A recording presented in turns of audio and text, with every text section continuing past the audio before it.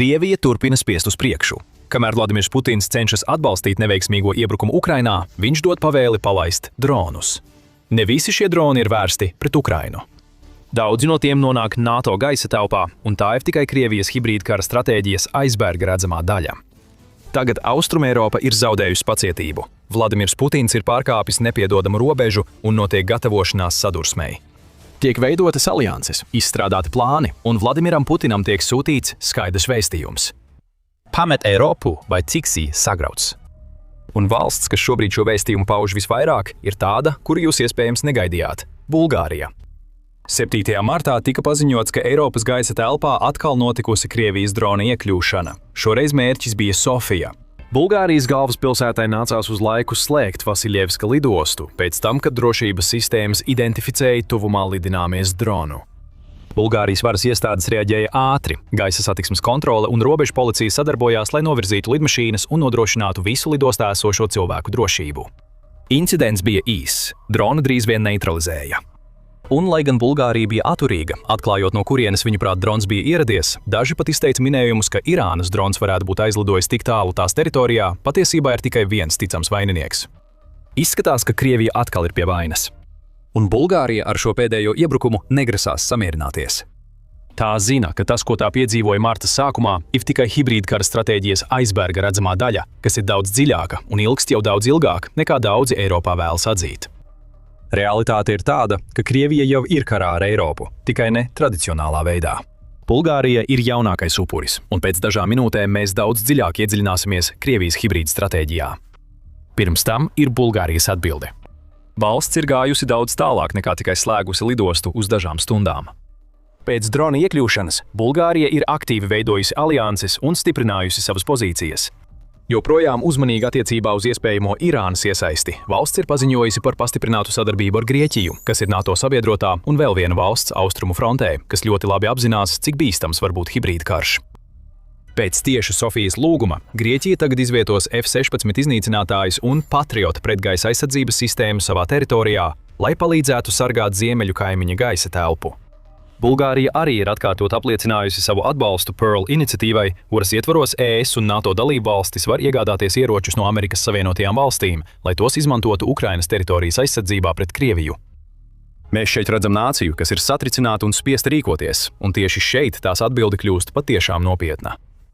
Papildus atkārtotajam atbalstam Pearl iniciatīvai, Bulgārija ir arī skaidri paudusi vēstījumu Putinam, ka viņa hibrīdkara taktikas ne tikai nebiedē Bulgāriju, bet patiesībā izraisa tieši tādu atbildi, kas ir pilnīgi pretēja tam, ko Putins vēlas panākt. Tā vietā, lai kristu panikā vai atkāptos, Bulgārija ir parakstījusi 10 gadu aizsardzības līgumu ar Ukrainu. Līgums, kas tika paziņots 30. martā, paredz, ka Bulgārija, kuru Le Monde raksturo kā lielu ieroču ražotāju, sadarbosies ar Ukrainu dronu un vairāku citu ieroču veidu ražošanā. Tas paver durvis kopīgai ražošanai gan Bulgārijas, gan Ukrainas teritorijā, ir paziņojis Ukrainas prezidents Volodimirs Zelenskis, un līguma ilgums ir paredzēts tā, lai abām valstīm būtu iespējams pilnībā sistematizēt savu pieeju. Tas patiešām varētu tā arī būt. Tomēr 10 gadus ilgs līgums ir arī signāls Putinam, ka Bulgārija uzskata, ka Ukraina ilgtermiņā saglabāsies kā suverēna valsts. Lai tas tā būtu, Krievijai Ukrainā ir jāzaudē. Putins vēro, kā bijusī Padomju Savienības dalību valsts ir reaģējusi uz viņa hibrīdkara stratēģiju, stiprinot savas saites ar vienīgo valsti, no kuras Krievija vēlas, lai Bulgārija turētos pa gabalu. Tiks veidotas partnerattiecības starp aizsardzības uzņēmumiem, sadarbības starp Bulgāriju un Ukrainu notiks valdības līmenī. Krievija un tās sabiedrotie domāja, ka drona nosūtīšana uz Sofiju radīs šķelšanos un iebiedēs. Viss, ko Vladimirs Putins ir panācis, ir tas, ka viņš ir kļuvis par katalizātoru jaunai un stiprākai aliansei, kas nostājas pret Krieviju. Šobrīd Eiropai ir nepieciešama šāda alianse. NATO arī to vajag. Dronu lidojums virs Sofijas ir tikai viens no daudziem piemēriem, kā Krievija karo pret Eiropu. Eiropas politikas analīzes centrs, jeb SEPA, 31. marta ziņojumā norādīja, ka tas, ko mēs šobrīd redzam visā Eiropā, ir ēnu karš, kuram šķiet nav gala. Tajā teikts, ka Eiropa vairs nav tikai lieciniece karam Ukrainā un Krievijas agresijas aktiem. Tā ir kļuvusi par sistemātiskas ēnu kampaņas mērķi, kurā Krievija cenšas izjaukt Eiropas struktūru un sēt hausa sēklu to valstu iekšienē, kuras tā uzskata par lielāko draudu Putina vēlmei izveidot jaunu Krievijas impērijas versiju. Raķetes nelido, un Krievijas spēki neiebrūk pārējā Eiropā, tāpat kā Ukrainā. Diversijas, novērošana, kibernoziedzība un gaisa telpas pārkāpumi ir šī ēnu kara ieroči. Un tas ir karš, ko Krievija ir uzsākusi vismaz kopš 2022. gada, un Eiropai ir jāatmostas un jāapzinās šīs realitātes. Šī ēnu kara pastāvīga eskalācija pārvērš Krievijas rīcību no atsevišķām taktikām par vienotu stratēģiju. Krievija izmanto tipiskos Eiropas atturēšanas modeļus, kuri, kā norāda SIPA, pieņem, ka pretinieks izvērtēs riskus un pielāgos savas darbības kā tiešu reakciju uz iespējamo sodu, kas tiks piemērots.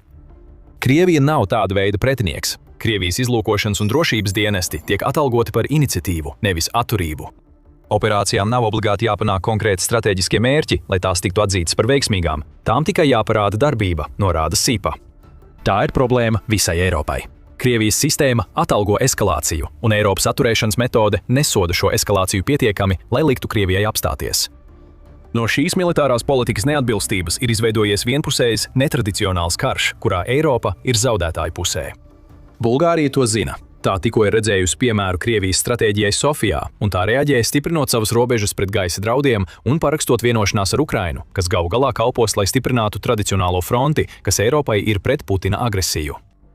Taču Krievijai tās ēnu karš sadalās 4 uzbrukumu kategorijās, un visas tās ir pieaugušas kopš Putina iebrukuma Ukrainā. Šīs kategorijas ir vienkāršas – starpnieki un infiltrācija, zemūdens un enerģētika, gaisa iebrukumi, kiberoperācijas.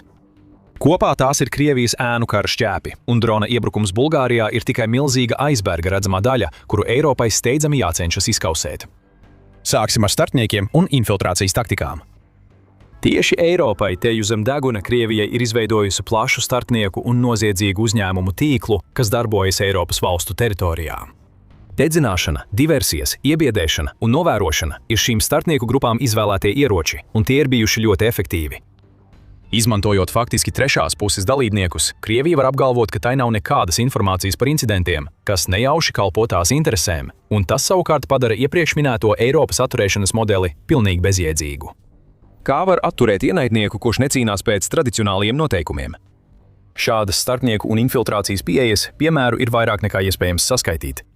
Chatham House norāda, ka apvienotajā karalistē tagad ir gadījumi, kad cilvēki iespējams strādā Krievijas izlūkdienestam. Vācija ir arestējusi personas, kuras tiek turētas aizdomās par uzbrukumu plānošanu Krievijas vārdā. Vairāki vilciena noskriešanas no sliedēm Zviedrijā liecina par Krievijas iesaisti. Un Igaunijā, kas ir galvenais posms visā austrumu vairogā, ko NATO ir izveidojusi pret Krieviju, drošības dienesti novēro intensīvas Krievijas pārstāvju pūles vervēt vietējos iedzīvotājus savā pusē, visticamāk ar mērķi izveidot spēku, kas spētu uzbrukt valdībai. Tas ir Krievijas mēģinājums novājināt Eiropu kā kopumu. Sabotāža, ko veic starpnieki, infiltrātori un nodevēji, ir paredzēta, lai radītu šķelšanos un apjukumu valstīs, kuras tiek mērķētas. Un tas bieži vien darbojas. Šobrīd Bulgārijā ir prokrievisks kontingents, kas nosoda vienošanos, ko valsts tikko parakstīja ar Ukrainu. Bulgārijā ir prokremlisks partijas, kuras visticamāk izmantos šo vienošanos kā platformu pirms parlamenta vēlēšanām paredzētas 19. aprīlī. Putina mahinācijas kļūst skaidras, un tieši šāda veida šķelšanās ir iemesls, kāpēc 2024. gadā Krievijas diversiju operāciju skaits visā Eiropā pieauga 4 reizes. Runājot par diversijām, Krievija ir pievērsusi savu klejojošo ēnu kara skatienu dažai no svarīgākajai zemūdens infrastruktūrai, kas nodrošina Eiropas darbību. Tā ir otrā daļa no 4-daļīgā ēnu kara plāna. Un tieši ar šādām lietām mēs nodarbojamies raidījumā The Military Show. Tāpēc mēs veidojam video, lai izskaidrotu, kā vara patiesībā darbojas. Ja tev šķiet noderīgi tas, ko skaties, noteikti abonē kanālu.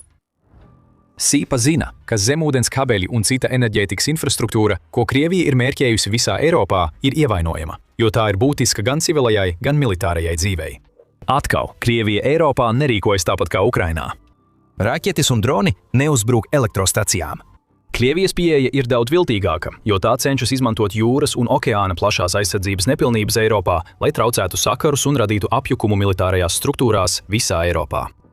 Kuģi, dažkārt piederoši Krievijai, citreiz šķietami nevainīgi civilie kuģi, tiek pieķerti klaiņojam ap plašajiem zemūdens kabeļu tīkliem, kas nodrošina Eiropas darbību. Līdz 2025. gada 7. aprīlim vien Somijas līcī iepriekšējo 18 mēnešu laikā ir notikuši vismaz 2 zemūdens sabotāžas gadījumi. NATO austrumu flanks atkal bija mērķis. Baltijas jūra ir kļuvusi par vēl lielāku mērķi. Laikā no 2022. gada līdz 25. aprīlim Baltijas jūrā ir notikuši 6 aizdomīgi diversijas gadījumi, un kopš 2023. gada ir pārgriezti vai citādi bojāti 11 zināmi zemūdens kabeļi, ziņo Politico. Tāpat kā ar tās starpnieku un infiltrācijas metodēm, tas viss tiek darīts tā, lai Krievija varētu ticami noliegt savu saistību. Ik viens, īpaši Austrumeiropā, zina, kas stāv aiz šiem zemūdens diversijas aktiem. Bet bez neapgāžamiem pierādījumiem un ar to, ka Krievija precīzi zina, cik tālu var iet, pirms tiek pārkāpta robeža uz konvencionālu kara darbību, nekādas reālas atbildes darbības nevar notikt. Krievija atrod komunikāciju un enerģētikas vājās vietas Eiropas zemūdens kabeļu impērijā, un tā arī provocē un pārbauda robežas gaisa telpā. Dronu, kas iekļuva Sofijas gaisa telpā, ir tikai viens no daudziem piemēriem, ko esam redzējuši, kad šķiet Krievijas līdzekļi iekļūst NATO valstu gaisa telpā, lai radītu haosu. Un bieži šīm iekļūšanām ir tāds laiks, kas liecina, ka Putins aktīvi cenšas provocēt NATO. Visticamāk tāpēc, ka viņš ir pārliecināts, ka tūlītējas atbildes akcijas pret Krievijas teritoriju nenotiks. Kā piemēru ņemiet paziņojumu par operāciju Austrumu sārdze 2025. gada 12. septembrī. Šī operācija tika paziņota pēc Krievijas drona iekļūšanas Polijā, taču mazāk nekā 24 stundas pēc operācijas paziņošanas Krievijas drons iekļuva Rumānijas gaisa telpā.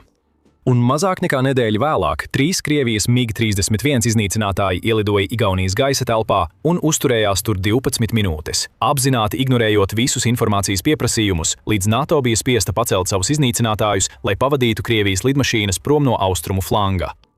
Kopš tā laika esam redzējuši Baltkrievijas meteoroloģiskos balonus lidojam pāri Lietuvai, Krievijas dronus pārkāpjot ASV bāzu teritoriju Igaunijā un daudz ko citu.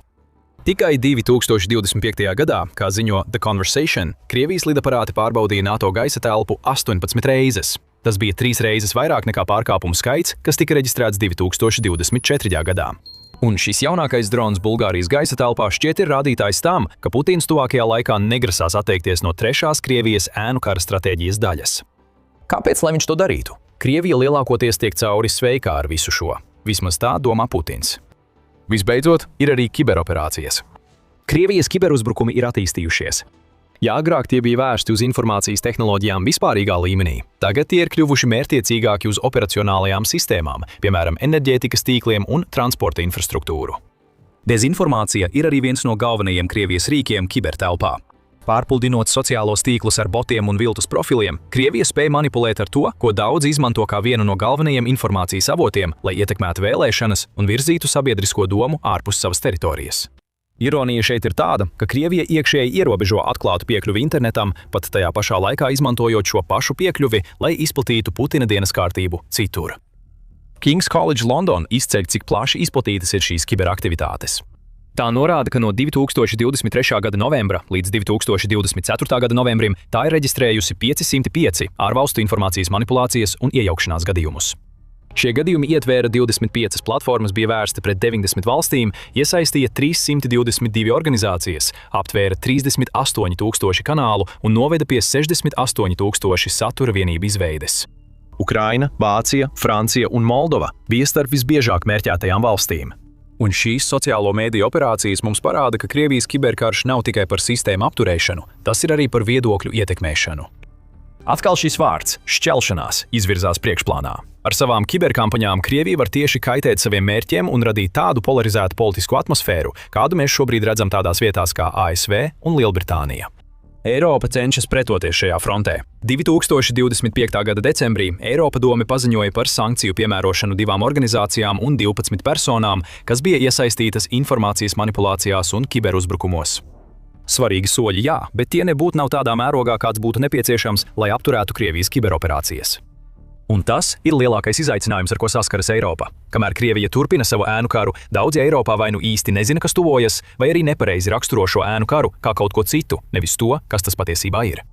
Daudzās Eiropas valstīs Krievijas veiktās diversijas un kibernoziegumi bieži tiek risināti kriminālās un civilās tiesība aizsardzības ietvaros. Kabeļu sabotāža bieži tiek uzskatīta par jūras negadījuma rezultātu. Putins to visu zina, un tieši tāpēc Krievija tik bieži izvairās no atbildības par savām darbībām hibrīdkara frontē. Krievijas rīcība netiek uzskatīta par atkārtotiem karāktiem. Tās ir noziedzīgas darbības, par kurām Krievija apgalvo, ka tai nevar pieprasīt atbildību, un pret to neko nevar darīt. Pat militārajā frontē varētu apgalvot, ka ES un NATO nav darījušas pietiekami daudz, lai apturētu Krieviju. Euromaidan Press ziņo, ka Bruno Kals, kurš bija Vācijas federālā izlūkdienesta vadītājs, prognozē, ka Krievija varētu uzbrukt kādai NATO valstī līdz 2020. gada beigām. Citi, tostarp Karstens Brojers, kurš ir Vācijas bruņoto spēku ģenerālinspektors, ir izteikuši līdzīgus apgalvojumus. Eiropā atskan brīdinājums pēc brīdinājuma, ka tradicionālā atturēšana vairs nedarbojas, un tomēr Eiropa joprojām nav gatava, lai ēnu karš pārvērstos par konvencionālu karu. Saskaņā ar Euromaidan Press datiem, Eiropa varētu nebūt gatava līdz pat 2035. gadam, kas ir vismaz 5 gadus pēc tam, kad daudzi NATO ģenerāļi brīdina, ka Krievija varētu uzsākt uzbrukumu. Vismaz daļa Eiropas nebūs gatava. Kontinenta austrumu flangā mēs sākam redzēt, kā sagatavošanās pasākumi pastiprinās. Bulgārija ir lielisks piemērs. Tā meklē Grieķijas un Ukrainas palīdzību, lai palīdzētu tai cīnīties ar neizbēgamo Krievijas draudu. Saskaņā ar RFU News, vairāku citu Eiropas valstu rīcība ir līdzīga. Jau vairāk nekā 4 gadus Ukraina izcili aizstāv sevi pret tādu veidu kampaņu, kādu Putins iespējams plāno īstenot Eiropā. Ukrainai tagad ir spēcīgāka aizsardzības rūpniecības bāze, kas ir izstrādājusi virkni pret droniem vērstu tehnoloģiju, piemēram, pārtvērēju dronus un radioelektroniskās cīņas spējas. Tagad no šīm tehnoloģijām gūs labumu Bulgārija, tāpat arī Dānija, Somija un Latvija, kuras visas ir parakstījušas partnerības līgumus ar Ukrainu iniciatīvas Build for Ukraine ietvaros. Mēs sākam redzēt Ukrainas zināšanu integrāciju Austrumeiropā. Tas varētu būt ideāls pretspēks Putina ēnu karam. Pieeja, kas bija domāta, lai sašķeltu, tagad sāk radīt vienotību Eiropā, vismaz austrumu un ziemeļu reģionos, kas ir ideāls pretspēks visam, ko Krievija dara. Kara sagatavošanās jau ir labi uzsākta daudzos austrumu reģionos. Bulgārija tikai tagad mostas apzinoties Krievijas radītos draudus un sāk gatavoties. Latvijā tiek veidota NATO kaujas grupa, kuras kodolu veido Vācu brigāde, un tā būs gatava līdz 2027. gadam. Polija ir kļuvusi par vienu no spēcīgākajām Eiropas valstīm. 2025. gadā tā aizsardzībai iztērēja 4,5% no iekšzemes koprodukta, kas ir augstākais rādītājs starp visām NATO dalībvalstīm. Un 54% no tās aizsardzības izdevumiem tiek novirzīti ieroču ražošanai, nevis augu un izmaksu sekšanai. Visas 3 Baltijas valstis – Lietuva, Latvija un Igaunija, tāpat kā Polija, ir ievērojami ieguldījušas robežas aizsardzībā. To, ko mēs šeit redzam, ir sēklas, kas tiek sētas Austrumeiropā. Kamēr daudzi uz kontinenta vilcinās un kavējas, šķietami pastāvīgi nezinot, kā reaģēt uz ēnu karu, pat tad, kad ģenerāļi brīdina, ka Krievija gatavojas iet tālāk, tādas valstis kā Bulgārija, Polija un Baltijas valstis gatavojas tam, kas viņuprāt tuvojas. Šai vienādojumā var pieskaitīt arī Grieķiju. Bulgārija galu galā paļaujas uz savu kaimiņu aizsardzībai. Sadarbība starp šīm valstīm un Ukrainu ir sasniegusi visu laiku augstāko līmeni. Tiek izveidotas aizsardzības sistēmas, un ēnu kara izraisītie trauksmes zvani tiek ņemti vērā. Austrumeiropa pievienojas Ukrainai. Un tas liek Vladimiram Putinam saprast, ka viņa izvērstais ēnu karš viņus neiebiedē. Viņi gatavojas cīņai, un sadarbojoties ar Ukrainu, ir gatavi sagraut Krievijas līderi un viņa impērijas ambīcijas. Protams, tas viss balstās uz pieņēmumu, ka Krievijai vispār vēl būs armija, lai pārvērstu savu ēnu karu par konvencionālu karu. Tas nebūtu nav pašsaprotami, jo 10 000 Putina karavīru tiek iznīcināti Ukrainā. Kaut kas iznīcina Krievijas karaspēku Ukrainā kā vēl nekad agrāk, un tas ir slikta ziņa pavasara ofensīvai, kurai bija jāgāž valsts, kas neizrāda nekādas pazīmes, ka piekāptos Krievijas spiedienam. Vairāk par Krievijas katastrofālajām militārajām neveiksmēm varat uzzināt mūsu videoklipā. Ja jums patika šis video, neaizmirstiet abonēt The Military Show, lai nepalaistu garām to, kas sekos tālāk. Paldies, ka skatījāties!